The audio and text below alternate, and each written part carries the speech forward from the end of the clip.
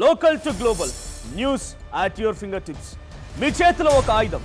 Download రా TV app. Media legend Ravi Prakash is back.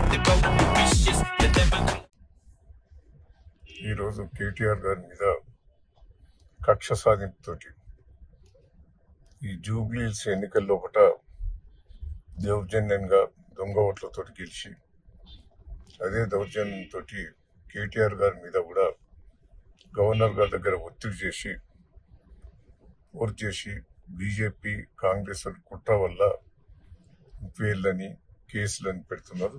దేనికైనా ఎదుర్కొంటాం. మా ఎంబడి ప్రజలు ఉన్నారు, న్యాయం ఉన్నది. ఈ హైదరాబాద్ సిటీ కోసం కేటీఆర్ గారు ఎంతో చేశారు, తెలంగాణ కోసం కేసీఆర్ ఎంతో చేశారు. ప్రజలు మా ఎంబడి ఉన్నారు, ఏం ఇబ్బంది లేదు. దేనికైనా ఎదుర్కొన్నందుకు కార్యకర్తలు ఉన్నారు, ఉద్యమకారులు ఉన్నారు, క్యాడర్ ఉన్నారు.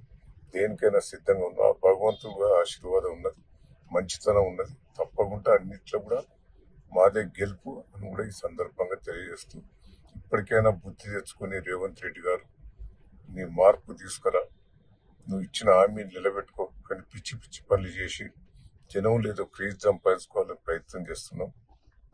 ఆ జూబ్లీ ఎన్నికలంటే అది వేరు.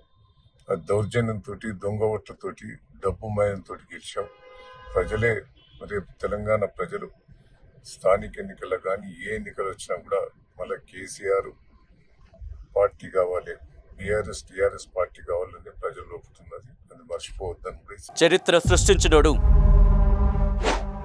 ఇప్పుడు ఆ చరిత్రని తిరగరాయబోతున్నాడు. అబద్ధాల గోడల్ని బద్దలు కొట్టి నిజాలను రాగా మీ ముందుంచబోతున్నాడు. నిజమైన వార్తల కోసం వెంటనే డౌన్లోడ్ చేసుకోండి రా యాప్ని.